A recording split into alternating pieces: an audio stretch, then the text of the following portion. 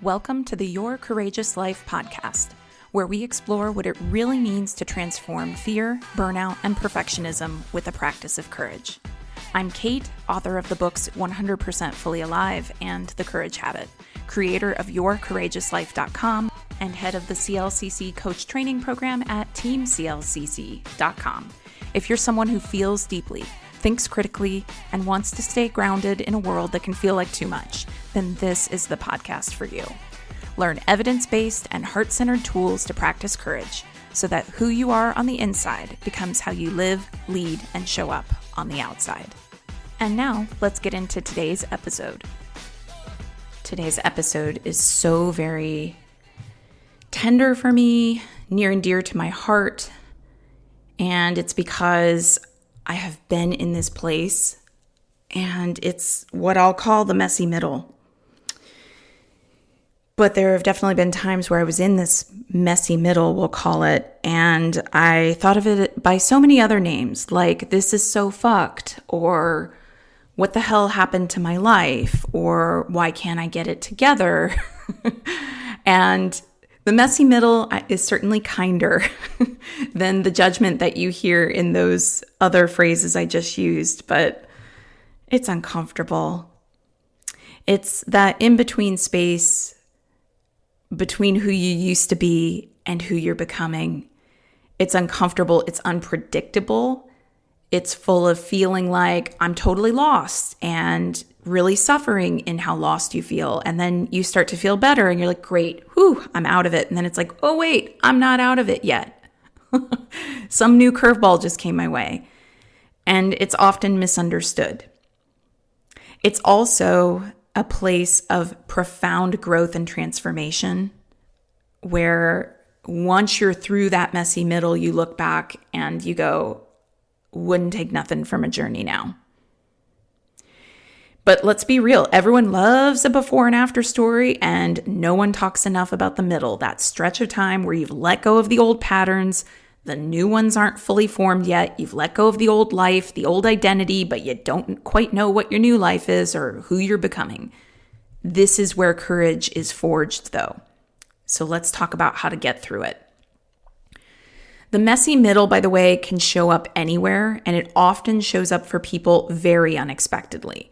So you leave the job that wasn't right, and you're thinking, great, I did the brave thing. And you move into a new role, and after a honeymoon period of about 30 days, you realize, yeah, this is not working for me either. I don't know what's next. Or maybe you've stopped people pleasing. You know how to say no now. Great, progress, fantastic, but you still feel so guilty and uncomfortable saying no that it almost feels like it's not worth it. Essentially, you've outgrown an old version of yourself, but you don't fully embody the new version of yourself yet. And that gap between the release of the old and the arrival of the new, that is where your nervous system freaks the fuck out. It says, go back. At least the old life was familiar. I definitely run into this as part of working with my own clients in my private coaching practice. I run into this working with people who are becoming coaches in the CLCC program. I'm director of training over at TeamCLCC.com, where it's like they know that they want to leave their old careers. They start trying to become a coach. And then when they meet the headwinds of how do I find clients, it feels like, well, wait. I don't want to do this. I'm going to go back. I'm going to go back to like the salary job. That was easier. But courage and the growth that you're actually asking for means you got to stay in the in-between long enough for that new and next version of you to take shape. And frustratingly, it takes far longer than we want it to. Let's be super real. This part is not glamorous. This is not the part that is the fun part of the movie.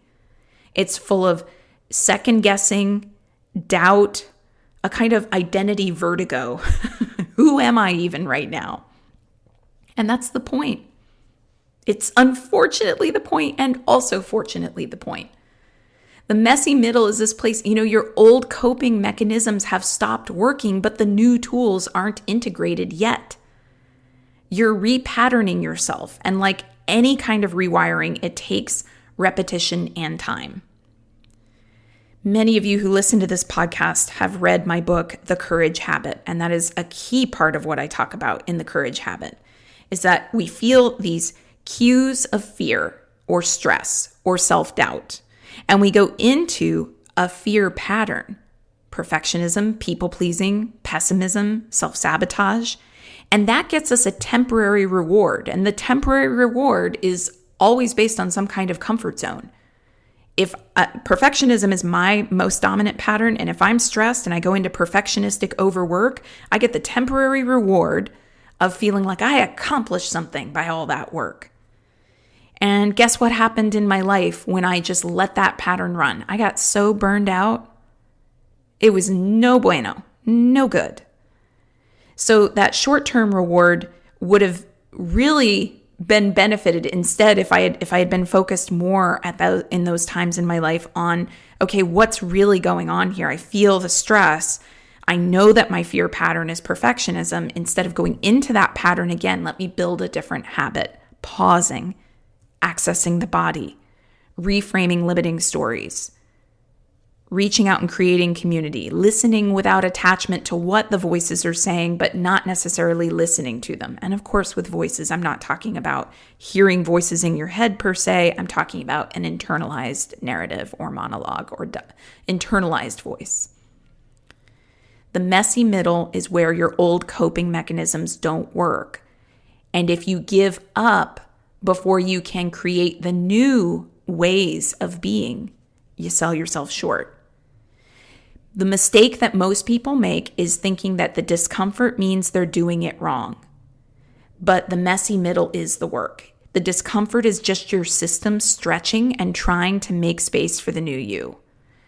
So there's another way you could look at this, which is if you're confused or restless or uncertain, congratulations. You're right on schedule. I know you probably want to throw something at me right now. But hang in there, because really and truly, if you're confused, if you're in it, if you're going, what is going on?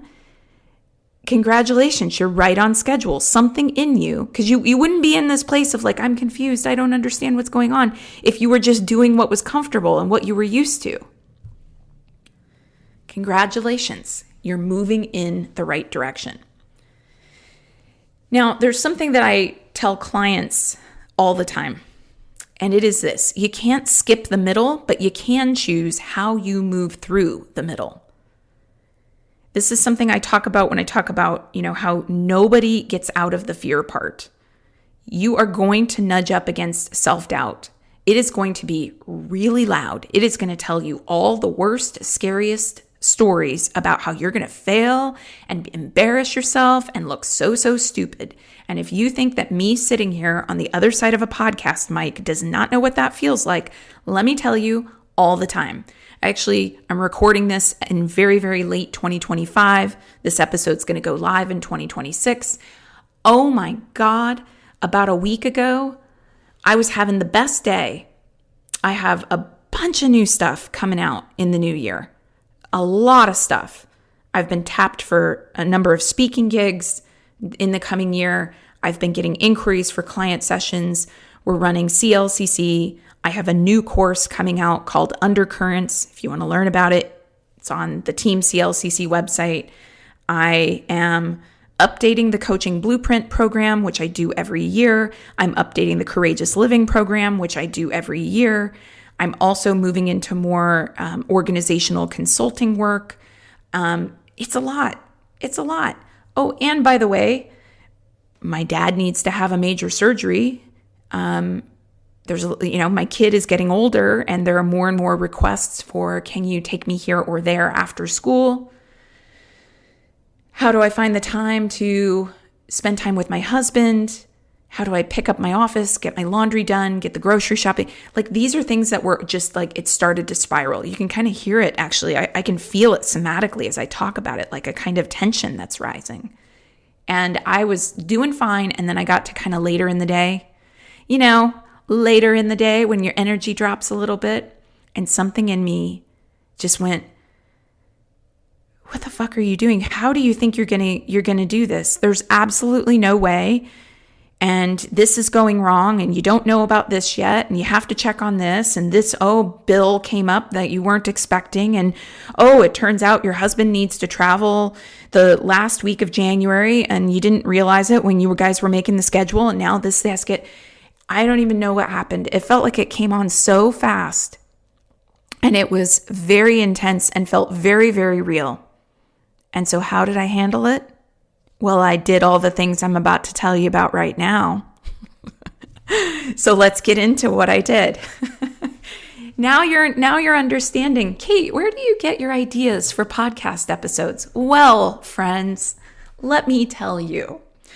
I am the anti-guru model. I do not make any of my content from a place of, I'm so smart and I figured it all out. It is all from I am shoulder to shoulder with you. We are humans making it through life together.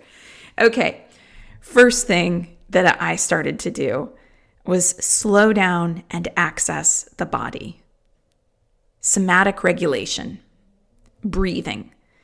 And there's a lot of different ways to get into mindfulness, breathing, slowing down. My personal favorite lately has been Tumo breathing, or people associate it with Wim Hof, Wimhof.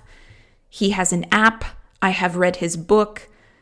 And it's like a guided breathing process, and I find it very, very helpful for me to slow down somatically. So that's what I did.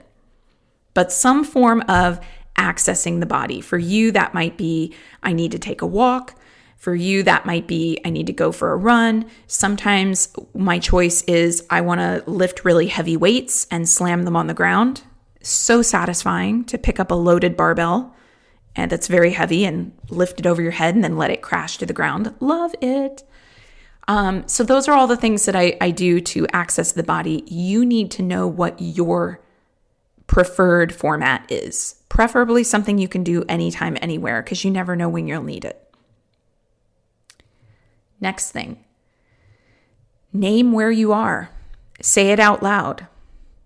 I'm in transition, or I'm feeling a lot of stress today. What I was doing that particular day was paying a lot of attention to the fact that up until the afternoon dip, my mindset had been very positive. But suddenly in that afternoon dip, it was all about how things might not work out. And if they didn't work out, then this would. And then if this didn't go the way, there was a lot of attachment to outcome. So that was another thing I named. I'm feeling really attached to outcome. I'm feeling really attached to control right now. And in fact, I went and I said it to my husband. I said to him, I'm having something come up right now.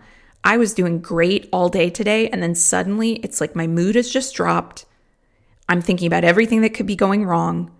I'm super stressed out. I'm feeling very attached to outcome, very controlling, very like it has to go this way or I'm going to be so upset. Just naming it out loud. And just there's something about naming it that really helps. I think the reason that it helps is because you separate who you are from the experience you're having.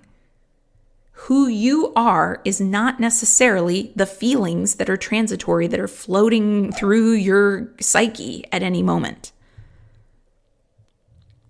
Next thing, I pulled back and moved out of the perspective of just that one day and into the wider perspective. And here's what that looked like. I reminded myself that this one day did not dictate everything that was to come.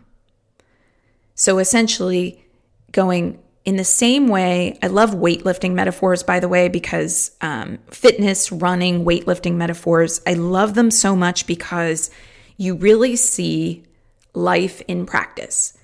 The first time that I ever tried to lift a weighted barbell over my head, it was super awkward. I could barely do it. I'm sure my form was crap. And I did it, but it was like a puny amount of weight compared to what other people at the gym can lift, and especially compared to what I can lift now. I mean, when I say a puny amount of weight, I'm really going to embarrass myself here among the weightlifting crowd, or really actually not, because anyone who's ever done weightlifting knows that like you cheer people on. You don't be a jerk, you cheer people on. But nonetheless, kid you not, when I first started weightlifting, there are different weights of barbells. An empty barbell can be 45 pounds or 35 pounds. And typically a woman's barbell, the only reason it's called a woman's barbell is because the width of the actual bar is a little smaller and women's hands tend to be smaller. But like if you use a 45 pound, larger barbell, nobody cares. But nonetheless, so a 35 pound barbell felt so heavy to me at first that when I first started weightlifting, I needed to use what are called technique bars. Technique bars are only 15 pounds. They're used purely to learn the technique of lifting because you don't want to add a bunch of weight when you're first learning. And at that time, a 15-pound technique bar felt so heavy. So that's what I mean when I say I'm going to embarrass myself a little bit. But nonetheless, now I can lift 100 and some odd pounds over my head, which is nothing compared to a lot of people, but I'm very proud of it. Nonetheless, you don't go from not really being able to lift 15 pounds to being able to lift 100 pounds in a day or a week or even a month. And if you try it, you're going to get injured. So when I talk about pulling back perspective, whatever this thing is that you want your marriage to get better. You want to change careers. Maybe you want to run a marathon. Maybe you have goals around fitness, like I'm describing. They're not going to happen overnight. I was getting stressed about all these different things that I needed to do, and pulling back perspective meant going, just take it one day at a time. What's the next thing? What's the next thing? That's all I need to worry about. So you're accessing the body, you're naming where you are, you're pulling back to take perspective on the fact that you're going to build whatever you're building, you're going to change however you're changing, one piece at a time. And being in the messy middle is hard. And that means that the piece you build today might be, I'm going to learn how to regulate my somatic system in the midst of all this stress. Or it might be something like, today I need to take one concrete action step in the direction of what I want. And this stepping back and taking perspective is a form of listening without attachment to what the fear and the self-doubt are telling you, and choosing to reframe it, choosing to reframe in the direction of remembering, like, hey, I'm going to take this one step at a time. I don't have to do it all today. Next thing to get through the messy middle is reaching out and creating community. And I can't say this enough. One of the biggest mistakes I made during my own process of going through the messy middle, and I call it a mistake because it's one of those things where I knew better but wasn't willing to do better. And I think that unwillingness to do better only created more suffering for me. And it was not reaching out and creating community. I have coaches that I could have called on. I have friends that I could have called on. I had a lot of people that I could have leaned on. And in the midst of what I was going through in my own messy middle, I isolated. I isolated so hard that there were people who were calling me and calling me and calling me, worried about me. And that finally made me start to go, okay, here's what's really going on. And when I started telling the truth about what was really going on, that became the pathway to me getting out of that messy middle place faster than I think I otherwise would have. And of course, I can't know that for sure, but at the very least, I started to feel like I could cope in a lot better way. And the people that you need to surround yourself with are the people who are really going to normalize your experience. Hey, it's okay. We've all been there. You're not bad or wrong or failing at life because you're feeling this way. And also people who are willing to be with us in that experience, not necessarily tell us what we should be doing or how we could be doing something better. The people who are really pushing you to take certain action steps that you're not really ready to take, they have good intentions, but they might not necessarily be holding space for you in the way that you need them to hold space for you in that moment. And this is, of course, why I'm such a fan of coaching. It is client-led. It is all about making sure that the client is moving at a pace that feels right for them. And yeah, one of the big things I had been doing when I was in my own messy middle was totally not having coaching sessions, totally not connecting with my coaching community. And that was a really tough space to be in. Now you've listened this far, and so the question is before you, what are you going to do with the information that you've got? If you're in a place where you're struggling, you know you're in that messy middle, what is it that you need to be doing differently? How are you going to slow down and access the body, or take perspective, or reframe a limiting story and remind yourself that you have lots of space to do it at your own pace, or create community? Because this is where courage stops being a concept that you know stuff about and becomes a lived practice. You got to stop thinking about how you want things to be different and start taking action so that you can live into how things will be different. And you're going to do that one imperfect day at a time. That's not failure, that's evolution. Thanks for listening to the podcast. Before you go, would you take just one moment to give a rating in whatever podcast app you're listening in right now? It's a tiny action that helps to get this podcast out to more people. And I've got more for you. You can get access to free resources, audios, worksheets, and more for practicing courage in your everyday life. Head over to yourcourageouslife.com and become a subscriber, and you'll get access to an entire library of free courageous resources. And if you've ever thought about becoming a coach, or if you want to bring deeper presence and purpose to your work life so that corporate job doesn't feel quite so soul-sucking, check out the CLCC Coach Training Program at teamclcc.com. Thank you again for listening, and I hope that whatever today brings, you meet it with courage.